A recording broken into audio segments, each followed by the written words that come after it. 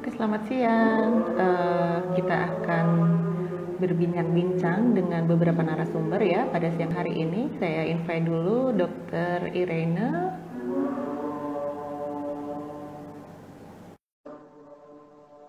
Oke, terus satu lagi. Halo, selamat Halo, siang. selamat siang, Dr. Bisa Irene. kedengaran ya? Bisa dok, jelas sekali dok. Oke, very good. Soalnya lagi hujan nih di luar. Oke, tapi Wah, Tara udah gabung nih. oke, Hai selamat Tara. datang juga Tara. Halo. Oke dok, Tadi, alhamdulillah ya. Hujan tapi lancar ya dok. ya mudah-mudahan lancar terus sampai sebentar ya. Oke. Apa kabar Gimana Tara? dokter? Kesibukannya apa nih dok sekarang dok? Ya baik, Dok. Tadi rencana mau nelpon Tara dulu, tapi nggak jadi, saking sibuknya semua ya. Nggak apa-apa, kita ngumpul aja langsung. Oke, mungkin kita sapa dulu ya dok. Ini para viewers dari akun Instagram dari Seksi Bipolar PDSKJI. Ini kita selama seminggu ini kita banyak sekali acara IG Live ya dalam rangka social campaign dari World Bipolar Day 2021 yang akan jatuh tanggal 30.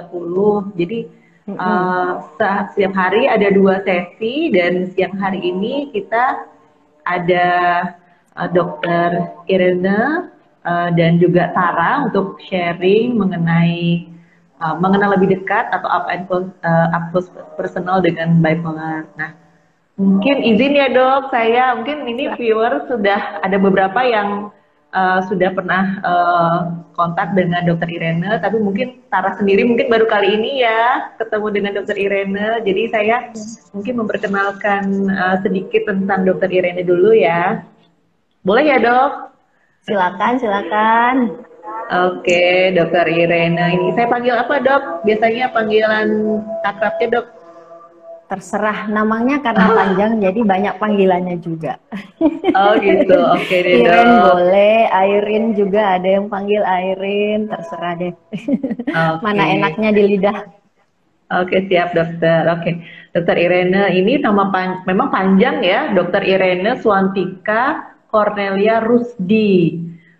Ya sudah namanya panjang, gelarnya juga panjang, dokter, magister kesehatan dan spesialis kedokteran jiwa. Nah, Dokter Irene ini lahir di Manado, jadi mungkin teman-teman kawan-kawan ya menyimak ya semuanya, mudah-mudahan sehat semuanya. Terus Dokter Irene ini dulu alumni dari Fakultas Kedokteran Unsra, lulus tahun 2004. Kemudian karena senang dengan kesehatan jiwa, Dokter Irene ini kemudian mendalami spesialisasi kedokteran jiwa dari Universitas Hasanuddin, lulus tahun 2017 ya dokter, sekaligus mengambil magister kesehatan. Dan di antara itu Dokter Irene juga sempat ini terbang ke Jepang agak jauh untuk riset dan juga pelatihan klinis ya dokter, kalau tidak sesuai dengan CV-nya baik. Kemudian Dokter Irene sekarang berpraktek di Rumah Sakit Jiwa Profesor Ratu Buisang, Manado. Betul ya dokter? Iya, milik Ya. provinsi dok. Ya, kemudian juga masih meluangkan waktu untuk mengajar sebagai dosen tamu di Departemen Psikiatri Fakultas Kedokteran Unsra. Ya, oke. Jadi sudah sangat banyak pengalamannya ini Dokter Irene ya. Kemudian juga hadir bersama kita ini yang Tara yang seger banget siang hari ini. Sehat Tara? Sehat. Oke, saya memperkenalkan Tara dulu. Tara ini alumni Sastra Indonesia dari Universitas Diponegoro. Ya, ini masih baru lulus tahun kemarin ya Tara ya. Ya, 2020 dan Tara ini hebat sekali hobinya menulis novel, sudah ada 1 buku ya yang terbit ya Tara ya. 2019. Wah, Serenity wah Hill. keren. Sequelnya Kemudian kapan juga nih Tara? Kenapa? Sequelnya lanjutannya Kapan nih Oh, novelnya? lanjutan sequelnya aku belum tahu sih, karena Belum sekarang ya? masih dalam bikin novel kedua. Oh, oke oke. Sukses, sukses. Oke, ini baik mungkin untuk mengawali eh, dari Dokter Iren dulu untuk memberikan sedikit informasi mengenai bipolar atau silakan dokter. Oke, baik. Terima kasih dokter. Ini saya panggilnya Fenty, Fanti, Apa aja dok? Fanta nggak pakai i. sama ya, apa aja ya. Jadi thank you udah diantar, udah diperkenalkan. Jadi siang hari ini kita ceritanya bincang-bincang tentang up close and personal bipolar disorder ya. Makanya kalau cuma teori doang, terus ngantuk dong bakalan. Jadi thank you sudah difasilitasi. Saya bisa ketemu Tara yang cantik supaya kita bisa Makasih. sama-sama sharing ya Tara ya. Jadi dokter Ya, sharingnya dari segi keilmuan, teorinya. Nah pada praktek di lapangannya tuh apa yang dirasakan Tara pasti yang lebih ngerti, lebih tahu. Nanti sharing buat teman-teman. Nah secara teori sendiri sebenarnya untuk gangguan afektif bipolar tuh akhir-akhir ini sudah banyak yang ngerti karena istilahnya banyak artis-artis mengaku artinya menyatakan diri terdiagnosis sebagai bipolar. Nah, yang jeleknya kadang-kadang kalau anak-anak muda zaman sekarang tuh browsing-browsing terus self-diagnose, kadang mereka menganggap mood swing yang anak-anak remaja tuh sudah merupakan satu diagnosis bipolar. Padahal untuk sebuah gangguan afektif bipolar itu harus memenuhi kriteria. Nah, kalau kriteria sendiri di Indonesia kita makainya dua macam kriteria biar kita seragam kan ya. Jadi kita bisa pakai ICD-10 atau PPDG-J3, ini sekarang masih PPDG-J3, atau kita pakai DSM-5. Nah, untuk menyeragamkan karena teman-teman psikolog tuh pakainya DSM-5, jadi biasanya kita pakai DSM-5. Intinya apa sih sebenarnya gangguan afektif bipolar? Kalau kita sebut saja namanya gangguan afektif itu apa? Afek adalah suatu suasana perasaan. Jadi kalau dibilang gangguan afektif, jadi suasana perasaannya dong yang terganggu. Kadang-kadang orang bingung membedakannya dengan teman-teman lain yang menderita gangguan lain seperti jenis skizofrenia. Sementara skizofrenia itu cenderung gangguannya ke pikiran, isi pikir, arus pikir. Sementara untuk orang dengan afektif bipolar, memang utamanya yang terganggu adalah suasana perasaan. Nah, suasana perasaan yang seperti apa? Nah, itu tadi, suasana perasaan yang ekstrim. Ekstrimnya itu ekstrim atas sama ekstrim bawah. Atasnya itu manik namanya, orangnya semangat, bahkan sampai irritable dan paranoid. Kalau pas lagi ngedrop jatuhnya ke depresi. Depresi ya bisa sampai yang aneh-aneh lah, berpikiran yang sebenarnya kalau kita masih biasa-biasa nggak bakalan kepikiran lah sampai seperti itu. Jadi mood swing biasa itu nggak bisa kita langsung bilang, wah ini sudah gangguan afektif nih ya, harus memenuhi kriteria. Antara lain kalau kita mau sepakati misalnya pakai DSM ya, kalau kita pakai DSM itu, jadi suasana perubahan gangguan perasaan itu sudah harus ada dalam satu episode tertentu secara menetap. Dan terutama ditemukan pertama orang kalau datang dengan gejala manik, kita langsung udah bisa bilang bahwa dia bipolar. Kenapa? Biasanya di balik kondisi manik itu dia nanti ketika dia sudah kehabisan, exhausted, kehabisan energinya, dia akan ngedrop. Entah memang jatuh sampai ke depresi paling bawah atau mild depression. Nah, jadi kalau orang dengan manic, dengan apa menggebu-gebu yang tidak wajar, artinya tidak wajar kenapa? Ngambil banyak macam-macam pekerjaan, mau dikerjain semua sekaligus tapi nggak ada yang selesai. Jadi energinya dibanyak banget. Oh saya bisa ini. Habis sementara ngerjain ini, oh saya mau ngerjain itu. Ngambil semua dikerjain sekaligus. Tapi nggak ada yang selesai. Jadi itu adalah suasana perasaan yang meninggi. Atau bisa lagi dia jatuhnya ke irritable, kemudian jengkel, gampang marah, bahkan sampai paranoid, sampai curigaan seperti itu. Nah itu berarti dia sudah manic. Tetapi apakah itu saja sudah bisa didiagnosis gangguan afektif bipolar? Belum. Jadi harus nambah lagi. Dalam kondisi seperti itu minimal ada 3 sampai 4 gejala lain yang harus menyertai gejala tersebut. Pertama, tidurnya dia merasa cukupan aja, cuman sejam tidur saya energinya udah cukup kok, bangun udah seger mau ngerjain ini ngerjain itu. Jadi hanya dengan tidur yang singkat tetap energinya tetap masih banyak. Kadang kan kita apalagi presiden ya dokter ya, kita tidurnya udah banyak tetap masih capek ya. Kok kayak tetap masih capek ya, artinya orang dengan kondisi manik nih berarti memang energinya lagi banyak. Nah kalau kita bicara soal ilmu neurotransmitter tuh berarti ada neurotransmitter yang mengkodekan sehingga energinya tetap meluap-luap. Kemudian harga diri yang meningkat, pede banget nih. Kemudian adanya bicaranya jadi lebih banyak nih. Nah saya punya pasien nih, dia punya istilah yang unik sampai sekarang saya ingat. Dia bilang, ini orang Manado ya, mumpung masih banyak yang Manado di sini, saya pakai bahasa Manado nih. Dia bilang, dok, kita kok kalau kita kecerdasan meningkat, semua jadi itu. Jadi artinya, dok, saya nih kalau kecerdasannya udah naik, udah tambah pinter nih, kayaknya ngomongnya udah tambah pinter, berarti udah bakalan mau menik lagi nih, dia bilang. Jadi dia udah sampai mengenali sampai di titik itu, dia merasa seperti itu.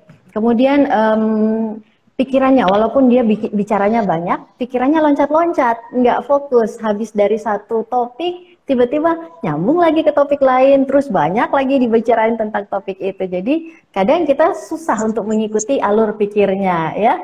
Kemudian ada mudah teralihkan. Nah, lagi ngomong, terus tiba-tiba bunyi HP atau pulpen aja jatuh. Adalah, tadi jadi kayaknya kita nyambung lagi ke yang lain, jadinya nggak nyambung seperti pembicaraan yang awal, jadi distraktibilitas istilahnya. Dan yang terakhir peningkatan aktivitas yang nggak bertujuan, mondar-mandir aja, pegang ini pegang itu. Jadi 6 gejala itu minimal 3 atau 4 harus ada menyertai baru kita bisa mendiagnosis. Jadi ada pagar-pagarnya. Biar kita nggak sembarangan nih, semua orang ntar temen saya di sebelah bilang, wah kamu ketawa terus, kamu nih pasti bipolar nih ya. Itu untuk menghindari yang seperti itu. Nah, kemudian harus ada episode yang lainnya dari suasana perasaan. Selain episode suasana perasaan yang meningkat, suasana perasaannya juga bisa ngedrop dalam episode selanjutnya. Habis dulu yang ini. Bisa juga nih uniknya, dia ada istilahnya rapid cycling. Jadi cepet nih berubah, beberapa hari dia lagi gembira nih terus tiba-tiba langsung ngedrop selama beberapa hari. Jadi rapid cepet banget. Sementara ada yang bertahan sampai beberapa minggu sampai berbulan-bulan. Nah jadi gambaran umumnya kira-kira seperti itu supaya istilahnya ketika kita melihat di sekeliling kita nggak dengan mudah nunjuk, ataupun kita juga bisa lebih aware. Wah kayaknya saya perlu nih di istilahnya di assessment. Jadi artinya assessment itu nggak langsung berarti fix lah diagnosis nih pasti. Jadi ketemu psikolog, psikiatris untuk minimal di assessment apakah benar udah ada gangguan atau enggak. Ya kira-kira seperti itu gambaran umumnya lah dokter. Iya, terima kasih dokter ya. Jadi memang nggak cuma mood swing ya dok, dan kita daripada kita salah self diagnosis, mendingan kita tanya profesional yang terdekat, apakah kita memang benar-benar mengalami bipolar ya. Selain itu sekalian numpang iklan nih dok, karena nanti kan kita dok, ada webinar ya hari Minggu kan. Oh iya. Nanti itu bakalan diajarin tuh untuk self screening pakai tools MDQ, mood questionnaire. Jadi nanti kalau yang mau ikutan nanti bakalan dapat linknya. Nah linknya tuh nanti diisi, nanti kita bisa lihat kira-kira ini udah sampai mood swing yang ke arah bipolar apa belum, seperti itu. Iya. Terus seru ya dok ya, tanggal 28 ya dok? 28, kalau paginya untuk nakes ya, siang untuk umum. Ya umum, oke. Iya, ini gimana dok? Mungkin kita mau dengar pengalaman Tara pada saat Tara mengalami mungkin ada perubahan dalam keseharian Tara sehingga kemudian Tara berpikir kayaknya saya perlu nih ke profesional, perlu nih saya memeriksakan apakah saya ini bipolar. Silakan Tara. Nah, jadi gini, saya tuh pertama kali ngerasa ada yang nggak enak kira-kira tahun 2013, di mana saya moodnya naik turun.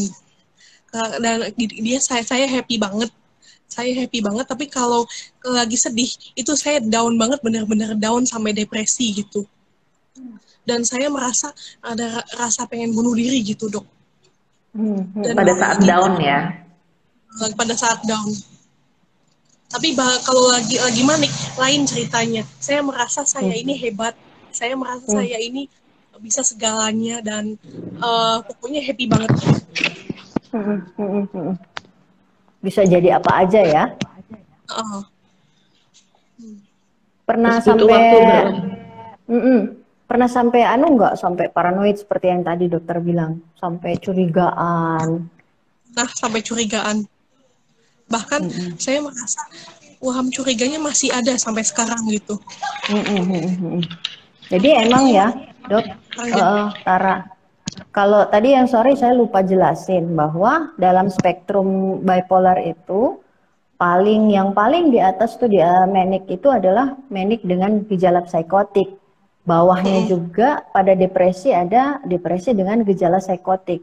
Nah, yang disebut gejala psikotik itu adalah memang orang kehilangan realita. Nah, kadang kan kita manic, semangat menggebu-gebu, tapi kita masih attach dengan realita, kita masih ngerti, artinya orang bilangin kita masih bisa berkontak lah. Tapi ketika kehilangan realita, muncul halusinasi, sama waham tadi tuh, paranoid, sebenarnya orang nggak jahatin, tapi kita perasaannya kok kayak dijahatin atau gimana. Nah, itu biasanya memang karena apalagi nih, kalau misalnya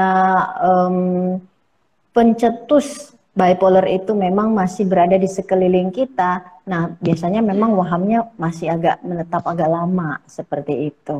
Jadi memang perlu dicari tahu dulu tuh backgroundnya, psikodinamiknya, terus pencetus-pencetusnya apa. Iya. Oke. Mungkin kemudian ketika tadi 2013 ya Tara ya.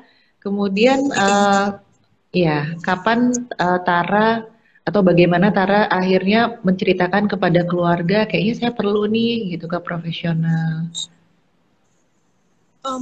Saya sebenarnya inisiatif sendiri sih berobat ke psikiater. Inisiatif, jadi awalnya saya nggak ngasih tahu siapa-siapa. Oke, jadi Tara sendirian ya? Ya. Tara sendiri ya, oke. Mungkin dokter Irena ada pengalaman bertemu dengan pasien-pasien yang kemungkinan bipolar, kemudian mereka datang sendiri gitu dok, atas inisiatif. Sebenarnya banyak mana dok yang datang sendiri sama dari keluarga? Ya, jadi kalau kita lihat, sebenarnya saya belum bikin penelitiannya nih ya, tapi kalau mayoritas yang saya lihat pada praktek, kebanyakan tuh yang usia muda seperti Tara, kebanyakan dia sekarang, anak-anak muda sekarang jauh lebih aware tentang gangguan mental. Karena informasi kan udah banyak ya beredar, kita mudah mengakses informasi. Makanya yang di awal tadi saya buka dengan jangan overdiagnose, jangan mendiagnosis diri sendiri dengan cara yang salah istilahnya. Artinya memfikskan, saya udah fix nih diagnose, padahal baru istilahnya self-assess adanya gangguan emosi. Karena gangguan emosi itu sendiri bisa macam-macam, bukan bipolar aja. Bisa saja itu merupakan bagian dari BPD, dari borderline personality disorder. Bisa juga bagian dari gejala misalnya conduct disorder dari anak, karena kan masih usia remaja kan. Jadi gangguan emosi pada usia-usia seperti itu memang banyak, spektrumnya masih banyak, kita perlu lebih kaji lebih jauh. Tetapi ketika sudah memenuhi kriteria diagnosis, psikodinamiknya juga menemukan bahwa oh ya emang benar ini sudah menuju ke arah bipolar, maka itu kita diagnosis dan harus ditreat. Nah, dalam prakteknya memang saya menemukan bahwa kebanyakan anak usia istilahnya remaja atau dewasa muda tuh mereka datang sendiri. Tetapi yang pendidikannya lebih rendah Nah, itu biasanya dibawa keluarga sudah dalam keadaan manik psikotik, sudah masuk ke UGD tuh biasanya ke UGD rumah sakit jiwa karena sudah dalam tahap yang memang sulit hanya dikendalikan dengan istilahnya cara-cara kita misalnya psikoterapi atau jadi memang harus dengan penentraman. Ya, satu sisi kita happy ya dok, karena ternyata memang tadi sudah banyak yang aware ya, terutama yang generasi muda nih. Seperti Tara ini tadi ya, datang sendiri ya. Oke, terus mungkin Tara bisa cerita ketika apa yang paling berat itu pas lagi manik atau pas lagi depresinya sih Tara? Jadi gini, yang saya rasain waktu manik itu, ketika saya manik saya menjadi produktif, sangat produktif. Jadi menghasilkan buku, novel, puisi, lagu, dan gambar-gambar. Itu yang saya rasakan waktu manik tapi produktif. Saat menjadi tidak produktif, saya akan mondar-mandir seperti yang dokter bilang tadi. Selain itu, saya juga berhayal sambil dengerin musik pokoknya. Kalau itu nggak produktif ya gitu ya pokoknya. Sedangkan kalau depresi, saya menjadi sangat down, saya merasa tidak berguna, saya merasa tidak layak atau tidak worth it, sehingga saya ada keinginan buat bunuh diri gitu. Dan saya self-harm. Oh, self-harm juga ya, Tara ya. Jadi gitu memang kalau dari segi itu makanya saya mendapatkan di lapangan ya, banyak memang yang tidak comply dengan terapi. Karena ketika kita beri terapi, dia bilang kecerdasannya menurun. Banyak tidur, ngantuk. Saya nggak bisa mikir dok, kayak cloudy nih. Saya kayak penuh awan-awan aja nih di kepala saya.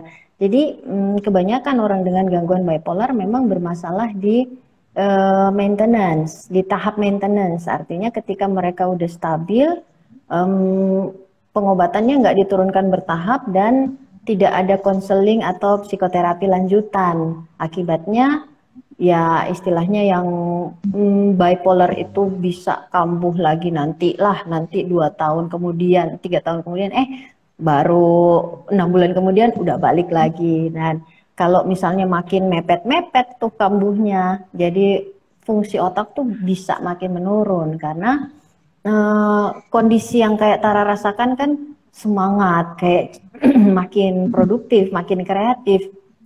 Itu dipicu oleh neurotransmitter, oleh hormon-hormon otak seperti dopamin. Nah, ibarat kita make zat yang untuk menambah dopamin kita.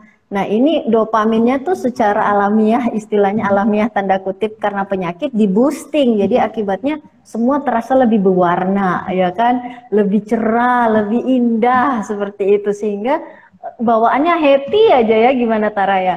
Jadi ketika kita tahan tuh happy-nya atau mood yang meningkat itu dengan obat-obatan, biasanya pasien merasa nggak nyaman sehingga akibatnya mood swing-nya nggak terkontrol lagi ketika penurunan obatnya tidak dilakukan dengan bertahap. Iya benar. Oh iya dokter, tadi dokter kan menyinggung kita di awal-awal pakai psikoterapi ya dokter. Nah, kapan sih mulai orang dengan bipolar ini perlu minum obat dan biasanya berapa lama dok untuk terus-menerus minum obat? Ya, jadi terkait pengobatan. Untuk kita di psikiatri, kita menganut bahwa psikofarmaka dan psikoterapi bisa merupakan pilihan, artinya salah satu, tapi bisa juga dua-duanya secara simultan. Nah, kalau saya penganutnya harus simultan, karena kita nggak bisa mempertahankan efek obat itu terus-menerus. Kita harus punya kendali atas diri kita sendiri, sehingga dia harus bersilang tuh. Ketika kita sudah makin punya kendali dengan diri sendiri, dosis obat juga makin diturunin. Nah, kapan berhenti? Nah, kapannya itu tergantung respon kerjasama yang baik antara pasien, dokter, dan seluruh keluarga. Karena kalau gangguan seperti ini bukan hanya penderita sendiri yang menderita, seluruh keluarga juga seisi rumah pasti akan menderita. Orang-orang terdekat semua pasti juga merasakan penderitaan yang sama. Sehingga dalam proses terapi harus wajib harus dilibatkan seluruh anggota keluarga. Nah, kalau dibilang kapan kita memulai, yang pasti harus assessment dulu. Assessment apakah memang dia sudah terdiagnosis. Ketika didiagnosis memang sudah fix diagnosisnya sebagai penderita bipolar, bipolar disorder, maka itu kita harus treat. Memang memulai juga langsung dengan pengobatan. Tetapi lebih cepat di tapering off, diturunin dosisnya jauh lebih baik. Jadi kapan ya seperti tadi, kapan kita turunin? Ketika dalam progresnya kelihatan sudah berapa persen tuh perbaikannya. Biasanya udah di atas 50% kita udah coba nih turunin. 75% bagus. Jadi sudah 90% aja kita sudah anggap remisi. Seperti itu. Jadi masuk fase maintenance. Oke, terima kasih dokter. Mungkin Tara sendiri mungkin bisa sharing pengalamannya Tara. Mungkin harus minum obat nih tiap hari. Gimana perasaannya, apa? Gimana caranya ngatasin bosan? Ya. Silakan Tara. Jadi, aku kan dikasih obat ya, Depakote sama Abilify sekarang. Tapi aku merasa itu sebenarnya aku tadinya denial, aku nggak butuh obat-obat itu. Tapi pada akhirnya aku harus minum obat itu karena pada akhirnya aku butuh. Dan terbukti jadi, lebih produktif justru kan setelah distabilisasi dengan obat. Iya benar. Iya. Jadi justru mood yang meningkat tuh sebenarnya mengganggu, walaupun dia banyak sekali ide, tapi yang seperti saya bilang tadi, idenya nggak mewujud ya Tara ya, artinya banyak nih idenya, tapi nggak runut, jadi nggak selesai juga, sehingga obat sebenarnya sangat membantu untuk istilahnya meluruskan kembali benang-benang kusut. Iya, obat adalah penstabil yang cukup efektif bagi saya. Ya. Oke. Ya, tadi juga dokter dokter Irene sempat menyebut ya dok, kalau tidak hanya obat ya, kita juga butuh support dari keluarga. Nah mungkin Tara bisa sharing. Tadi kan sempat nih awalnya kan nggak bilang siapa-siapa ya Tara ya. Terus kapan mulai membuka diri dan gimana dukungan dari keluarga yang diharapkan sama Tara? 2018. 2018 5 tahun ya. kemudian, 2013 ya pertama ke psikiater. Iya. 5 tahun kemudian baru membuka diri.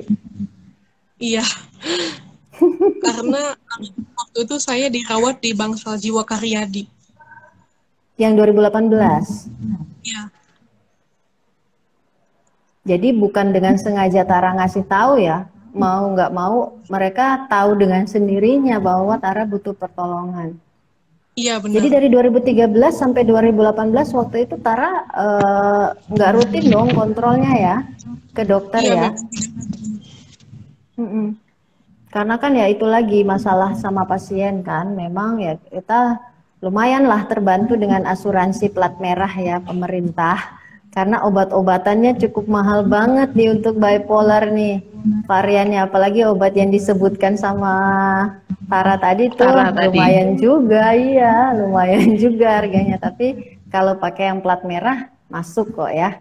Jadi buat para penderita bipolar lain yang mungkin tidak bisa istilahnya mikir bahwa ke psikiater mahal, obat mahal, sebenarnya tidak usah dipikirkan karena ada pemerintah kita memberi perhatian kok untuk pengobatan ini. Iya. Dan waktu saya manik, saya menghasilkan 2 novel kan. Nah yang satu adalah Serenity Hill, itu diterbitkan tahun 2019. Nah, yang kedua dalam pengerjaan ini Bentley Ache alias Imperfection. Nah, di sini saya masukin 8 gangguan jiwa yang berbeda-beda hasil riset saya selama 3 tahun. Oh, luar biasa 3 tahun, Tara. Saya masukin Tara ada giveaway nggak ntar nih? Ada giveaway nggak? Giveaway. Jadi minimal dokter dong dapat. Iya nanti saya kasih. Jadi saya masukin skizofrenia, depresi, bipolar, ADHD, PTSD, OCD, bulimia, anxiety, dan paranoid. 9 gangguan jiwa itu saya masukin dalam 8 kakak. Benar-benar. Iya, luar biasa. Benar-benar yang apa namanya tuh, kalau di poli tuh memang kebanjiran yang gitu-gitu ya. Diagnosisnya cukup lumayan tuh yang seperti itu, dan istilahnya masyarakat perlu lebih paham dari gangguan-gangguan itu dengan cara yang lebih menyenangkan ya. Baca novel kan lebih enak daripada baca buku teks ya. Iya memang. Dan kita masukin di web novel juga sih yang baca 5.000. Oh, masukin di web ya? Udah ya, udah launching ya? Belum launching, maksudnya masih dalam bentuk novel web gitu, novel kayak Wattpad tapi bukan kayak Wattpad ya?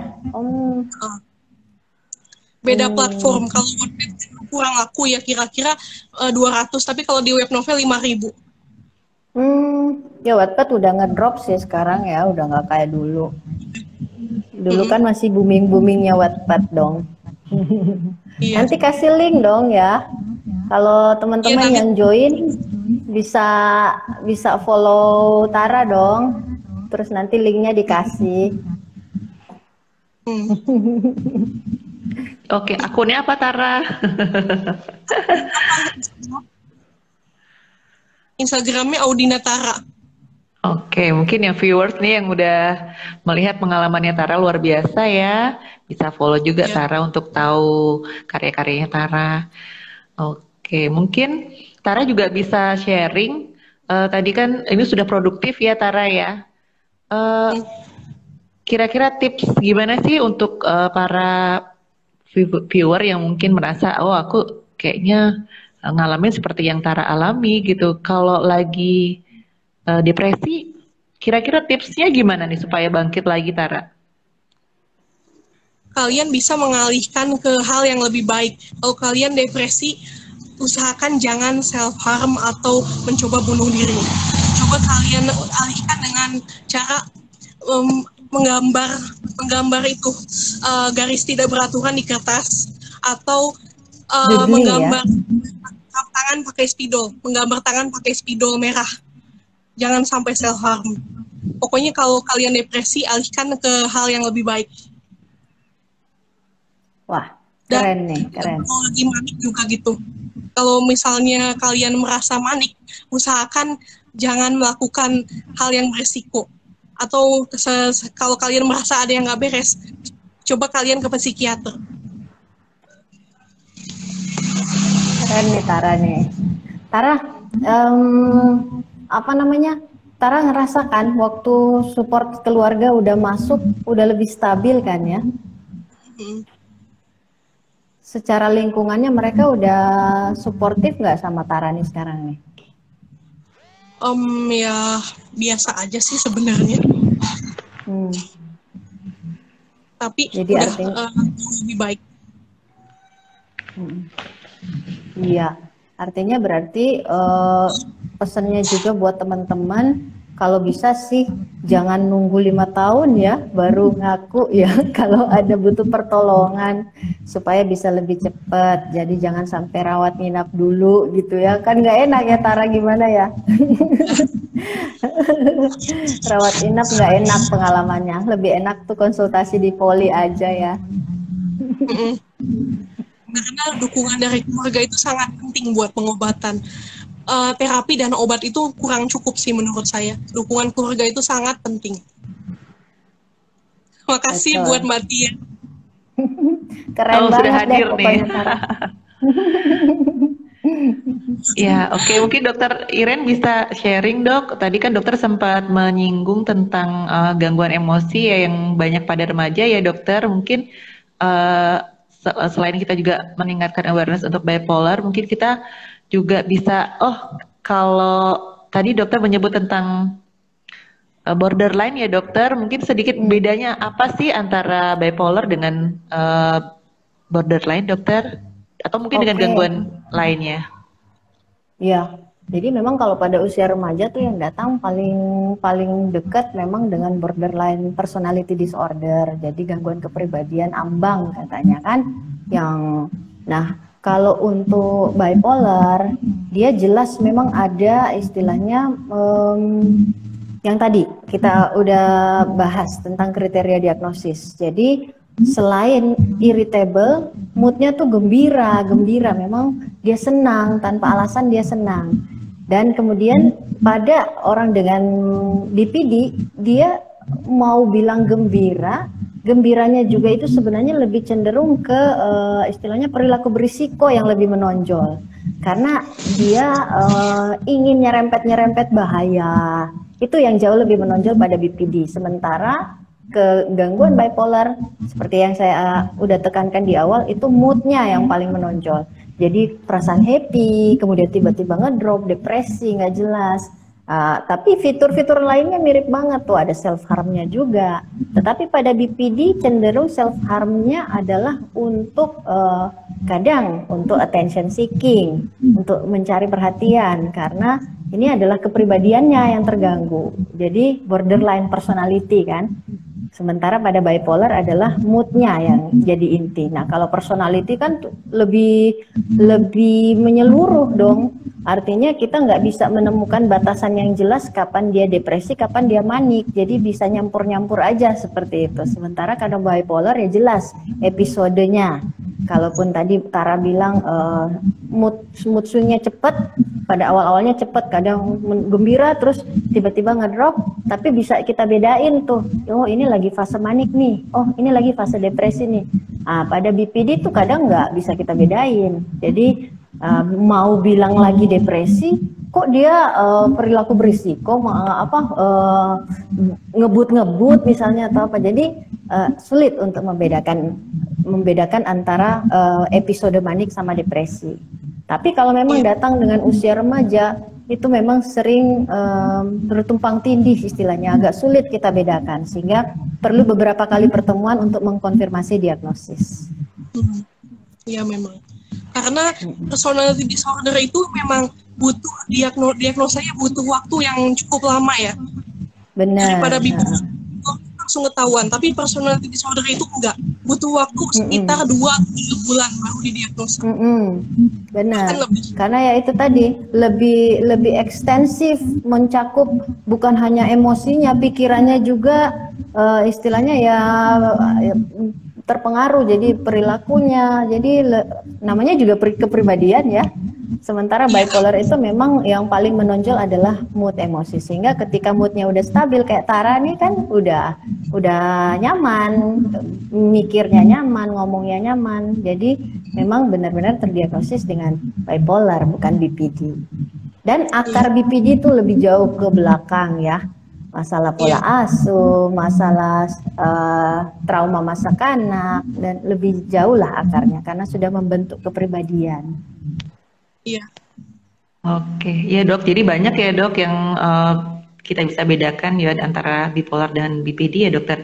Nah tadi dokter menyinggung tentang apa namanya tadi kalau BPD itu banyak kita harus mundur ke belakang ya dok. Nah kalau pada bipolar ini sebetulnya siapa sih dok yang kan nggak semua orang bipolar ya dok gitu. Jadi maksudnya hanya orang tertentu dan kenapa siapa dia bisa rentan gitu berisiko ya dokter? Iya, yang berisiko.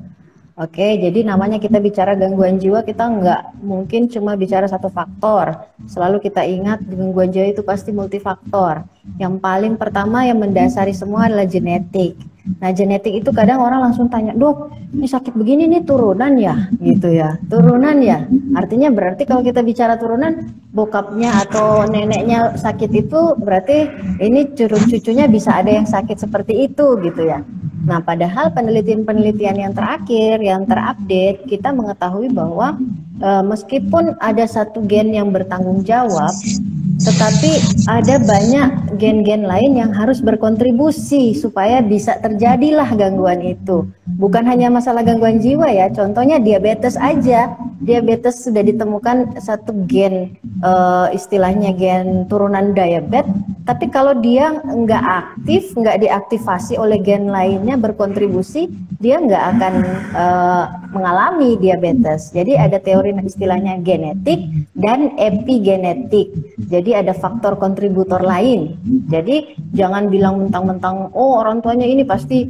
Jadi faktor genetik itu harus juga ada banyak hal yang berkontribusi karena genetik dari selnya, kromosomnya, tetapi ada juga dalam epigenetik ketika dalam perut ibunya, ketika dia berkembang, ada faktor vitamin asam folat atau garam-garam lainnya juga turut berperan. Nah, itu faktor pertama. Kemudian yang kedua, kalau kita bicara perkembangan, kenapa orang bisa terjadi gangguan jiwa? Pertama, genetik. Kedua, adanya tumbuh kembang, dalam tumbuh kembang. Jadi tumbuh kembang ini berbicara bagaimana seseorang mengembangkan kemampuan daya tahan psikologis, copingnya, mekanisme defense-nya. Dia berkembang tuh ketika dalam tumbuh kembangnya, dalam pola asuh tertentu, maupun dalam lingkungan sekitar. Walaupun pola asuhnya udah benar, tapi misalnya dibully sama teman SD, teman di kelas. Nah itu juga kan lingkungan juga sangat mempengaruhi. Dan yang faktor ketiga yang menentukan tos dia jadi kena gangguan adalah stresor atau trigger. Tiba-tiba ada stresor tertentu, terjadilah dia mengalami bipolar. Jadi kalaupun misalnya ada genetik, misalnya ada kecenderungan kemudian dalam keluarga, genetiknya kemudian nih, keluarganya nih, belum tentu dia bipolar tuh.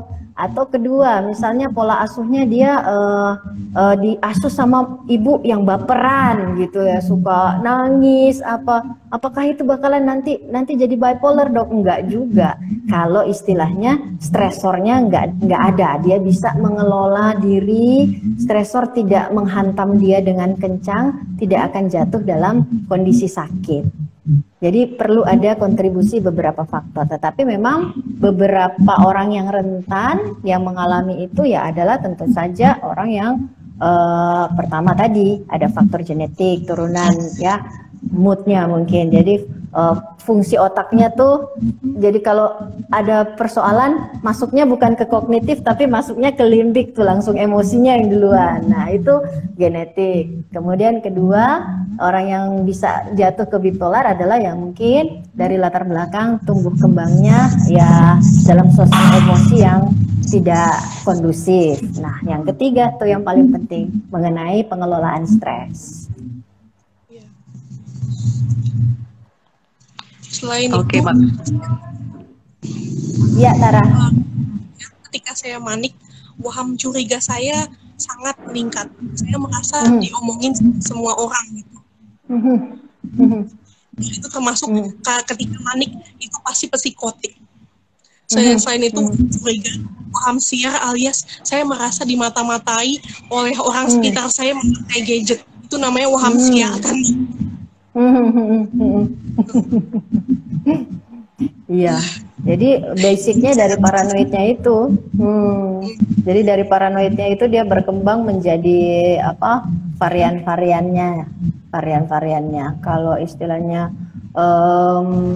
mengapa bisa sampai sedemikian paranoid, yaitu tadi karena sarafnya sangat sensitif, sangat terstimulasi sehingga ya itu tadi arus pikirnya meningkat, idenya banyak, saking banyaknya sampai ide-ide yang sebenarnya nggak benar muncul tuh semua ya Tara ya. Jadi ya, bercampur baur. Makanya ketika bercampur baur ngomongnya juga jadi nggak runut. Jadi flight of ID, dari ide satu pindah ke ide lain. Iya dokter.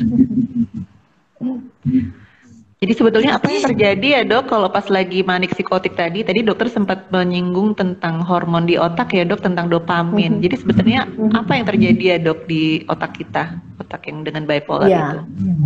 Kalau sederhananya, kalau mau dijelasin enaknya pakai gambar ya, mungkin webinar ya. Ini kan nggak ada gambar-gambar otaknya. Tapi sederhananya seperti tadi dok, istilahnya otak kita terstimulasi. Nah, apakah yang bisa menstimulasi otak kita? Nah, otak kita kan punya fungsi yang Tuhan sudah ciptakan berimbang. kadang dia terstimulasi, tetapi ketika stimulasi itu udah naik, ada namanya feedback.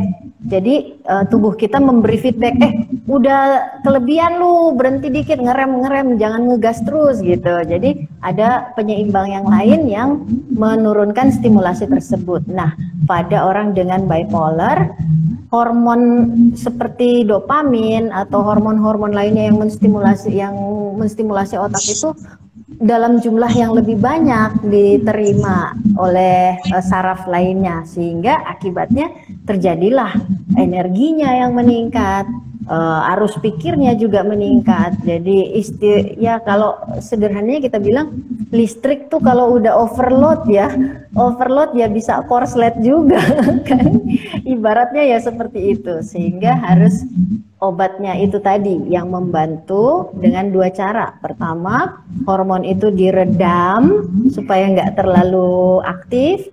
Kemudian yang kedua adalah dengan cara menstabilkan pancaran listriknya. Jadi kan untuk saraf ini sama saraf itu berkomunikasi, mereka berkomunikasi lewat listrik tuh. Jadi ketika dilepaskan listriknya terlalu kencang, itu juga yang menyebabkan stimulasi. Jadi obat yang diminum Tara tadi efeknya dua macam tadi.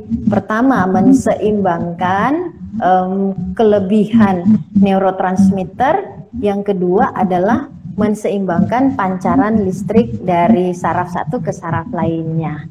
Itulah yang terjadi kira-kira di otak kita. Iya. Ya, jadi memang ada sesuatu yang terjadi ya dok. Jadi bukan karena, mungkin kan awam kan kadang-kadang kamu baper aja gitu ya. Padahal ternyata memang terjadi sesuatu di dalam otak kita ya. Dan obat-obat itu membantu untuk tadi ya dokter sudah menyampaikan, menyentabilkan dan mengurangi arus kelistrikannya ya dokter ya. Ya. Iya, kalau ditanya lagi, kok bisa jadi seperti itu otaknya ya? Iya, HP aja nih kalau udah panas kan kita korek-korek nggak bisa pindah kan aplikasinya. Istilahnya udah hang ya. Otak kita juga seperti itu karena memang Tuhan sudah merancang sistem saraf itu berkomunikasi dengan menggunakan listrik ya. Listrik halus lah untuk khusus spesial untuk otak kita, tetapi tetap aja ada arus listriknya. Sehingga kalau ada masalah di situ, ketika terbeban, ada stresor yang kita nggak mampu nanggung, nah terjadilah perubahan atau permasalahan, sehingga memicu gangguan-gangguan. Oke, terima kasih dok. Mungkin Tara ada komen untuk masalah gimana sih biar bisa semangat minum obatnya? Silakan Tara. Ya, kalau saya sih gini ya, saya ngasih pengingat di HP saya pagi sama malam atau malam doang, karena kan ini sekarang obatnya lagi dikasih dosis malam doang. Jadi saya kasih pengingat di HP saya atau post-it. Oh, post-it ya. Jadi saya tempel di kulkas atau di kamar.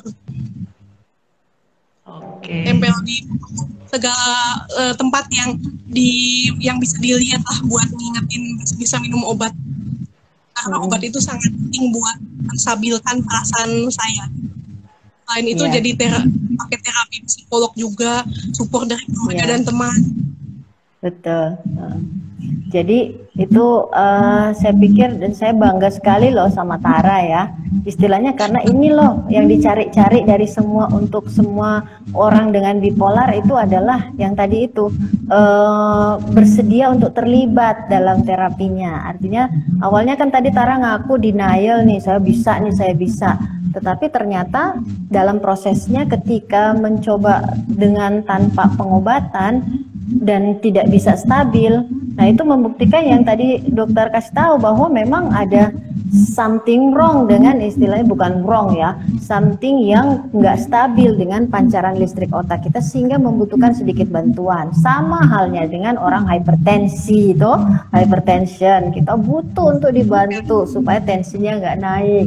Orang diabetes juga, ya kan, butuh bantuan, tapi bukan berarti itu mendefine kita sudah menjadi seseorang yang invalid atau tidak berharga. Ya buktinya Tara nih, saya bangga banget. Thank you banget ya.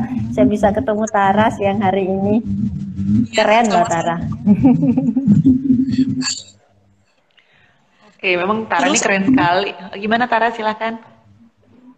apalagi yang pengen ditanyakan? Oke, mungkin ini waktunya masih 10 menit lagi ya. Jadi mungkin terakhir pesan-pesan dari Dokter Irene untuk mungkin yang viewer yang di luar sana yang mungkin merasa kayaknya kok perlu cek nih. Gimana dok? Oke. Sebelum saya kasih pesan terakhir nih, saya pengen tanya nih ke Tara nih.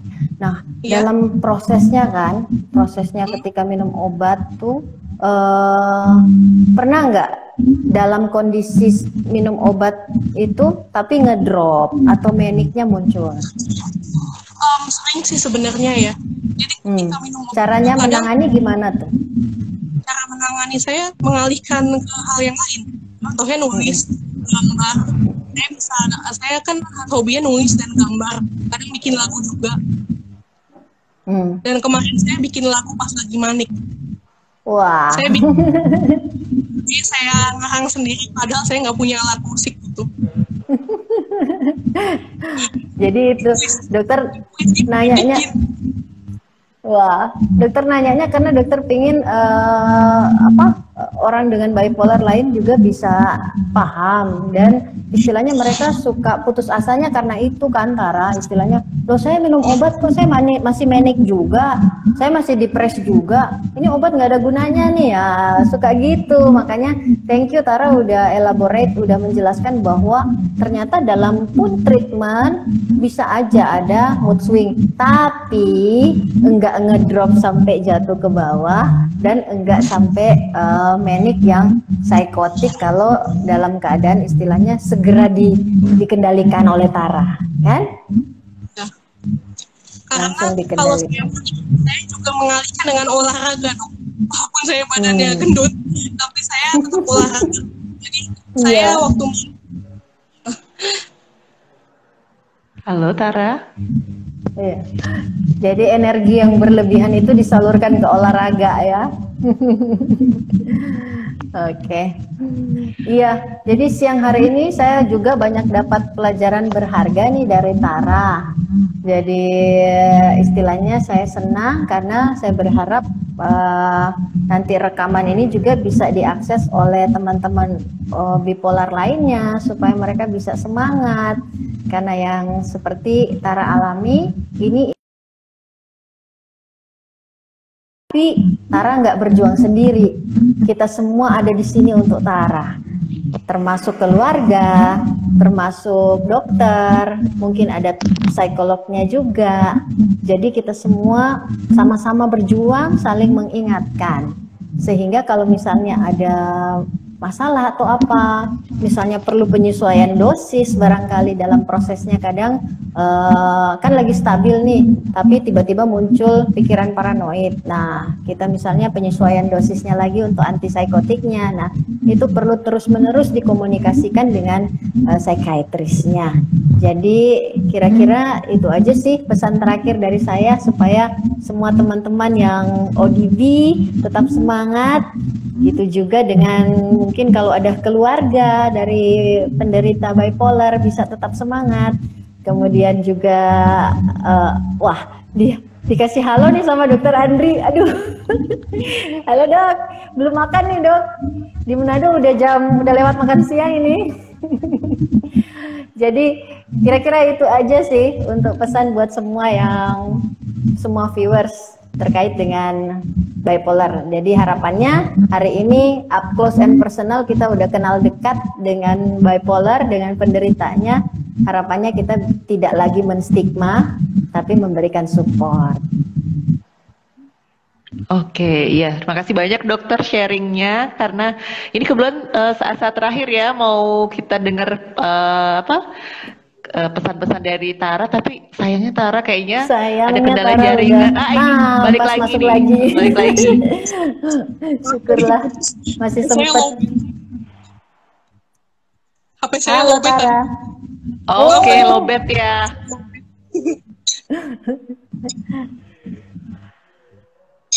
Suara udah kedengeran kok Tara. Kalau Tara udah mau ngomong silakan.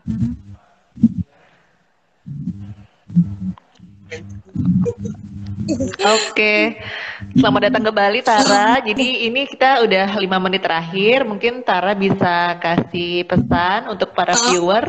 Mungkin ada yang khusus dari Tara hari ini.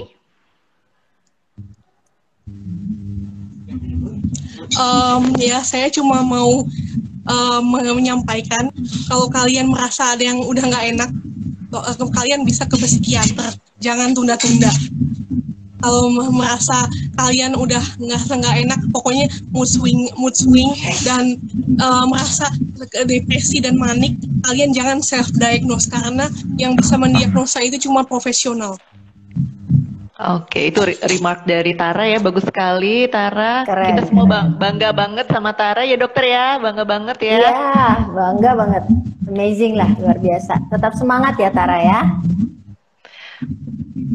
Ya, mudah-mudahan makasih, juga Dok. para viewer yang mungkin juga saat ini dengan bipolar bisa terinspirasi dari kisahnya Tara. Jadi juga terima kasih juga Dokter Irene sudah sharing ilmunya. Tadi kita sudah bisa memahami apa sih kriteria diagnosis dari bipolar dan kemudian bedanya dengan beberapa kondisi gangguan emosi lainnya pada remaja dan juga bagaimana itu bisa terjadi dan juga cara kerja dari obat-obat untuk bipolar.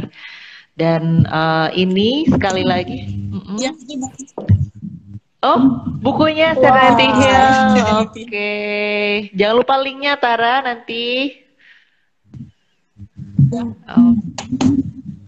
Ini juga yang ini dalam pengerjaan Bentley. Itu yang udah ada di web oh ya. Linknya ditunggu ya Tara ya. Iya. Iya, nanti saya kasih linknya.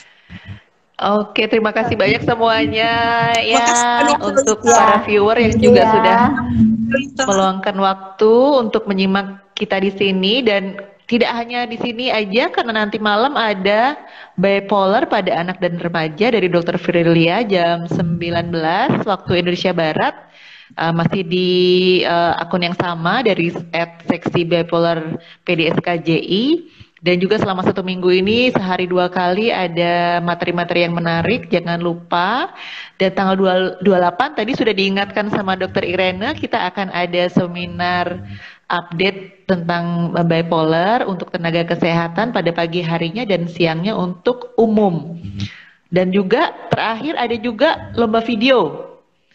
Deadline masih sampai tanggal 25 Maret, jadi jangan lupa untuk bisa ikutan. Mungkin Tara bisa bikin sama teman-teman ya. Video pendek. Video pendek, nanti bisa disimak di seksi bipolar Indonesia, BPDSKJI ya. Oke. Terima kasih banyak Dokter Irene, Tara. Sampai jumpa lagi. Thank you so much. Selamat Sehat siang. selalu semua. Selamat siang, selamat makan siang. Saya akhiri ya dok. Iya, thank you dok. Ya. Thank you Makasih, ya Dok. Tara.